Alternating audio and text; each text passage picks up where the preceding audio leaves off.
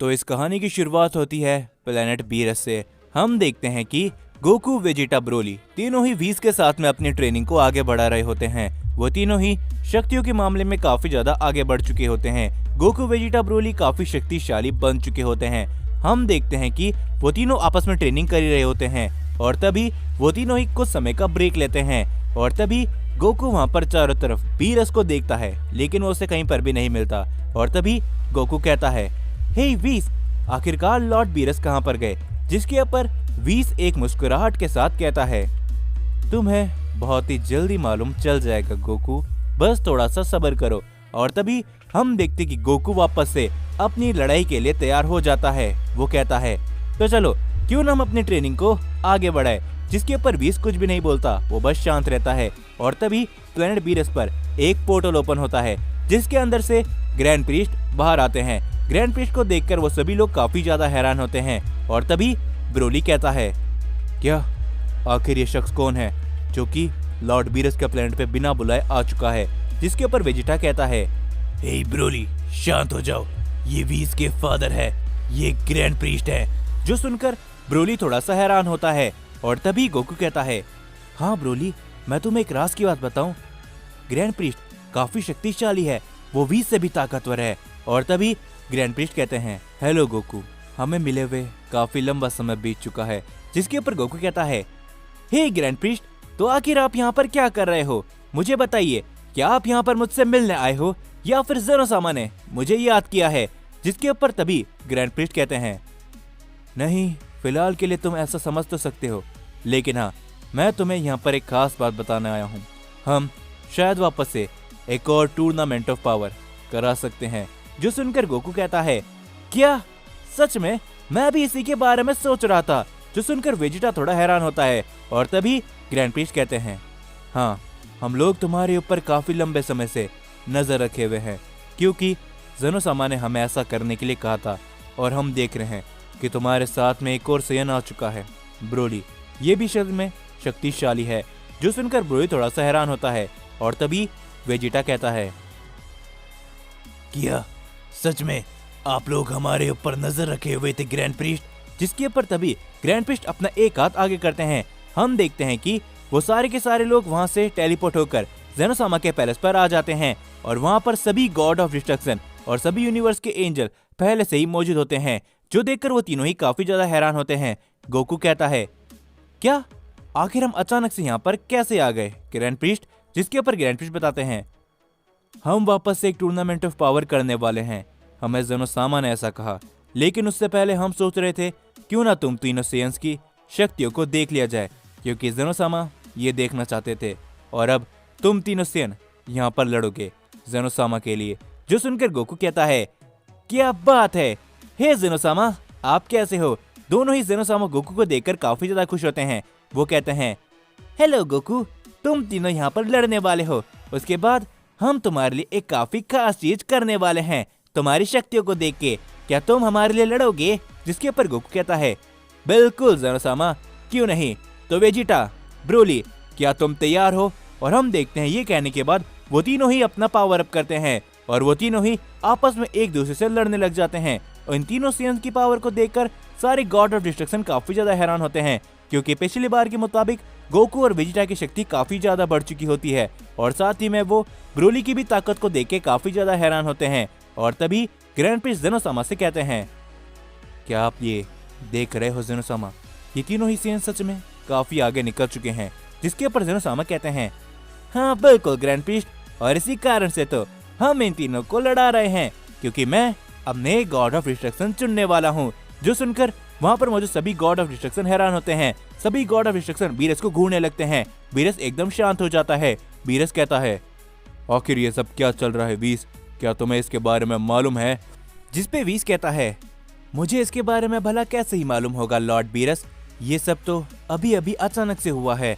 हम देखते कि सारे गॉड ऑफ डिस्ट्रक्शन हैरान होते हैं, लेकिन गोकू, वेजिटा, ब्रोली अपनी ताकत को लगातार अप करते हैं। वो तीनों ही एक दूसरे से वहां पर लड़ रहे होते हैं, जिससे वो पूरा का पूरा रिंग काफी जोर शोर से हिलने लगता है। और तभी वहां पर काफी सारे धमाके भी होने लगते हैं और इन मोटर्स की पावर को देखकर गॉड्स हैरान हो रहे होते हैं। और तभी हम देखते कि गोकू, वेजिटा, ब्रोली तीनों ही एक दूसरे के ऊपर अपनी फुल ताकत लगाकर हमला करने जाते ही हैं, लेकिन तभी बीच में ग्रैंड प्रिस्ट आके उन्हें रोक देते हैं और वो कहते हैं बस इतना बहुत होगा गोकू वेजिटा। ये कहने के बाद गोकू और वेजिटा अपनी पावर को डाउन कर लेते हैं, लेकिन ब्रोली एकदम गुस्से में होता है क्योंकि ब्रोली अपनी रेंज पर जा चुका होता है। और तभी ग्रैंड प्रिस्ट ब्रोली को उसकी नॉर्मल फॉर्म पर वापस लौट आते हैं और तभी ग्रैंड प्रिस्ट बताते हैं हमने ये तुम तीनों की लड़ाई इसलिए कराई थी क्योंकि हम काफी लंबे समय से देख रहे हैं काफी सारे यूनिवर्स के गॉड ऑफ डिस्ट्रक्शन अपना काम सही ढंग से नहीं निभा रहे, वो धीरे धीरे करके कमजोर हो रहे हैं और हम उन सभी गॉड्स को बस यही दिखाना चाह रहे थे कि आज के दिन में मॉर्टल उन सभी गॉड से कितना आगे जा चुके हैं। सारे गॉड ऑफ डिस्ट्रक्शन तुम तीनों सियंस की ताकत को देखकर काफी ज्यादा हैरान थे। इसका मतलब ये है कि सारे गॉड ऑफ डिस्ट्रक्शन समय के साथ कमजोर होते जा रहे हैं और मॉर्टल अपनी ताकत को बढ़ाते जा रहे हैं। तो क्या अब आप सभी समझे कि आखिरकार हम एक और टूर्नामेंट ऑफ पावर क्यों कराने वाले हैं? जो सुनकर तभी बेलमोट कहता है कहीं इसका मतलब ये तो नहीं ग्रैंड प्रिस्ट कि आप उस टूर्नामेंट ऑफ पावर की मदद से सभी यूनिवर्स के नए आने वाले गॉड ऑफ डिस्ट्रक्शन को चुनने वाले हो? जिसके ऊपर तभी ग्रैंड प्रिस्ट कहते हैं हाँ, यूनिवर्स 11 के गॉड ऑफ डिस्ट्रक्शन बेलमोट ने एकदम सही सुना। हम ये एकदम अच्छी तरीके से समझ सकते हैं कि यूनिवर्स 11 का जेरेन यूनिवर्स 11 के गॉड ऑफ डिस्ट्रक्शन से शक्तिशाली है। ये बात हर एक यूनिवर्स को पता है।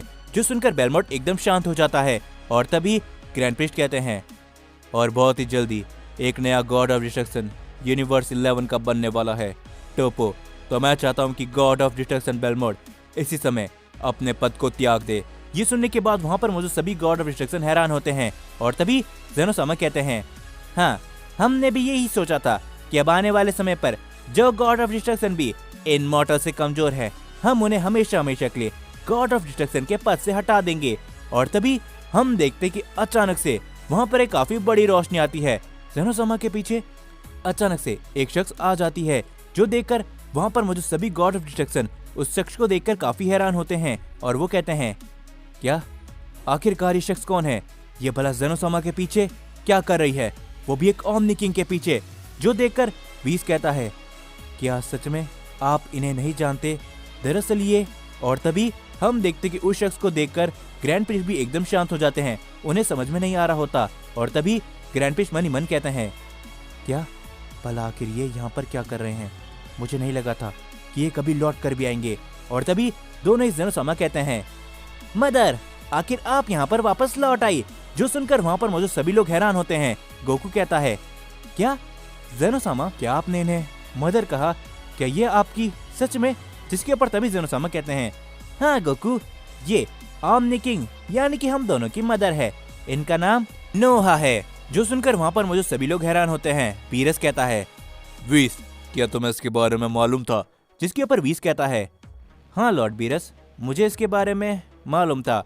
और तभी नोहा कहती है ओह अच्छा, तो यही वो तीनों सियंस है जो कि इन सभी गॉड ऑफ डिस्ट्रक्शन को डरा रहे हैं, क्योंकि आगे चलकर लगता है कि ये इनकी जगह लेने वाले हैं, क्यों है ना जेनो? जिसके ऊपर तभी गोकू अचानक से बीच में बोल देता है नहीं, आप गलत समझ रहे हो, हम किसी भी गॉड ऑफ डिस्ट्रक्शन को नहीं डरा रहे और ना ही हम उनकी जगह लेने वाले हैं, क्यों है ना जेनोसामा? मैंने एकदम सही कहा। लेकिन तभी हम देखते कि नोहा अचानक से गोकू के ऊपर अपना हमला कर देती है। गोकू जमीन पर अपने घुटनों के बल आ जाता है। गोकू कहता है क्या आखिर ये सब क्या हो रहा है? जिसके ऊपर तभी ग्रैंड प्रिस्ट बताते हैं जेनोसामा की मदर के सामने जरा तमीज से पेश आओ, क्योंकि हम जैसे हैं जेनोसामा की मदर वैसे बिल्कुल भी नहीं है। जो सुनकर वहां पर मौजूद सभी लोग एकदम शांत हो जाते हैं। और तभी जेनोसामा की मदर कहती है चलो ठीक है, लगता है कि मैं तुम सभी की बातों को सुन चुकी हूँ। मेरे पास काफी अच्छा खासा आइडिया है, क्यों ना हम आगे आने वाले समय पर इसका निर्णय खुद लेंगे कि आखिर कौन गॉड ऑफ डिस्ट्रक्शन उसकी जगह से हटता है और कौन सा नया मॉर्टल उनकी जगह लेता है, जिसका फैसला हम आने वाले समय पर लेंगे। और तुम तीनों सियन उसमें काफी अच्छी खासी जिम्मेदारी निभाने वाले हो। ये कहने के बाद नोहा अपना हमला गोकू के ऊपर से हटा लेती है और गोकू कहता है हो सच में ये काफी शक्तिशाली था। और तभी दोनों ही जेनोसामा कहते हैं हाँ, फिलहाल के लिए हम इतना ही रखते हैं, लेकिन हाँ सभी गॉड ऑफ डिस्ट्रक्शन शक्तिशाली बनो, क्योंकि आने वाले समय पर अगर तुम मॉर्टल्स के हाथों हारे गए तो तुम में से कोई भी गॉड ऑफ डिस्ट्रक्शन जिंदा नहीं बचेगा, हमारी इस बात को याद रखना। ये सुनकर सारे गॉड ऑफ डिस्ट्रक्शन हैरान होते हैं और तभी वो कहते हैं, क्या इसका मतलब ये तो नहीं कि ज़ेनोसामा, उन मॉर्टल्स और हम गॉड्स के बीच में टूर्नामेंट रखाने वाले हैं।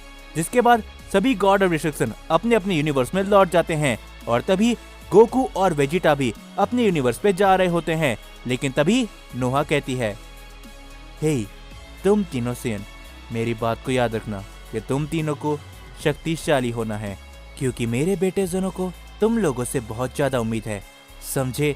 जो सुनकर गोकू और वेजिटा और ब्रोली थोड़े से शांत हो जाते हैं और तभी व्हीज उन्हें वापस से यूनिवर्स 7 पर ले जाता है। और तभी गोकू कहता है, मुझे तो अभी भी यकीन नहीं होता कि ज़ेनोसामा की मदर भी है और इसके बारे में लॉर्ड बीरस आपको भी नहीं मालूम था। जिसके ऊपर बीरस कहता है, हाँ व्हीज, आखिर ये सब क्या है, मुझे भला ज़ेनोसामा की मदर के बारे में क्यों नहीं मालूम था, और तुम सभी एंजल्स भी काफी ज्यादा घबराए हुए क्यों लग रहे थे ज़ेनोसामा की मदर के सामने। जिसके ऊपर व्हीज कहता है, मुझे माफ करना लॉर्ड बीरस, लेकिन हमें इसकी इजाजत नहीं थी कि हम ज़ेनोसामा की मदर के बारे में किसी को भी बताए, और खासकर गॉड ऑफ डिस्ट्रक्शन को भी। जो सुनकर वो लोग हैरान होते हैं और तभी गोकू कहता है, चलो ठीक है व्हीज, हमें तुम्हारी बात समझ में आ चुकी है, तो क्यों ना हम अपनी ट्रेनिंग को शुरू करें। जिसके ऊपर व्हीज कहता है, मुझे माफ करना, लेकिन मुझे लॉर्ड बीरस को भी शक्तिशाली बनाना है ट्रेनिंग करके, तो इस समय पर मैं तुम तीनों को ट्रेन नहीं कर पाऊंगा। जो सुनकर वो तीनों ही समझ जाते हैं और तभी वेजिटा कहता है, चलो ठीक है व्हीज, कोई बात नहीं, तो चलो क्यों ना हम तीनों मिलकर प्लैनेट अर्थ में टाइम चेम्बर के अंदर ट्रेनिंग करें, क्योंकि अगर एक और टूर्नामेंट ऑफ पावर होता है तो हम कोई भी रिस्क नहीं ले सकते। जिसके बाद हम सभी देखते हैं कि गोकू, वेजिटा और ब्रोली प्लैनेट अर्थ के टाइम चेम्बर में जाकर अपनी ट्रेनिंग को शुरू करते हैं। धीरे धीरे करके ऐसे ही कुछ समय बीत जाता है और फिर कुछ दिन तक बीत जाते हैं और तभी गोकू कहता है, चलो लगता है कि हमने बहुत ट्रेनिंग कर ली है, तो अब हमें बाहर जाना चाहिए। ये कहने के बाद वो तीनों ही जैसे बाहर जाने लगते हैं, वो तीनों ही देखते हैं कि टाइम चेम्बर का गेट वहाँ पर नहीं होता। जो देखकर वो तीनों ही काफी ज्यादा हैरान होते हैं। ब्रोली गुस्से में कहता है, क्या आखिर ये क्या हुआ, टाइम चेम्बर का गेट? जिसके ऊपर तभी वेजिटा कहता है, शांत हो जाओ, हमें थोड़े ठंडे दिमाग से सोचना होगा, लेकिन भला टाइम चेम्बर का गेट कहाँ पर गया? जिसके ऊपर गोकू कहता है, हे वेजिटा, कहीं ये ज़ेनोसामा की मदर का काम तो नहीं, क्योंकि वो चाहती थी कि हम तीनों शक्तिशाली बन जाए। जो सुनकर वेजिटा हैरानी के साथ कहता है, क्या कहीं इसका मतलब ये तो नहीं कि हम इस टाइम चेम्बर के अंदर लॉक हो चुके हैं? जो सुनकर ब्रोली गुस्से में आ जाता है और तभी गोकू कहता है, अगर ऐसा है तो मुझे लगता है कि वो चाहते होंगे कि हम और भी शक्तिशाली बने। तो तुम क्या कहते हो वेजिटा, कि हम अपनी ताकत को और भी ज्यादा बढ़ाएं? ये कहने के बाद वेजिटा ट्रेनिंग करने के लिए तैयार हो जाता है और तभी ब्रोली कहता है, लेकिन अगर टाइम चेम्बर का गेट नहीं है तो ऐसा भी तो हो सकता है कि उन्होंने हमें हमेशा हमेशा के लिए यहाँ पर बंद कर दिया है। जो सुनकर गोकू और वेजिटा थोड़ा हैरानी के साथ कहते हैं, क्या अगर ऐसा है तो क्या कैरोट, अब हमें आगे क्या करना होगा, क्योंकि ये तो सही नहीं है। जिसके ऊपर गोकू कहता है, अगर ये बात भी होगी तब भी हमें अपनी शक्तियों को बढ़ाना होगा ताकि हम इस टाइम चेम्बर से बाहर निकले, और जैसे ही हम इस टाइम चेम्बर से बाहर निकलेंगे हम सारी बातें जान लेंगे वेजिटा। जो सुनकर वेजिटा कहता है, हाँ तुम एकदम सही कह रहे हो, अच्छा यही होगा कि उन्होंने हमें ट्रेन करने के लिए ही इस टाइम चेम्बर में लॉक किया होगा। अगर इसका कोई दूसरा कारण हुआ तो मैं किसी को भी नहीं छोड़ूंगा। और हम देखते हैं कि गोकू, वेजिटा, ब्रोली तीनों ही टाइम चेम्बर के अंदर लॉक हो चुके होते हैं।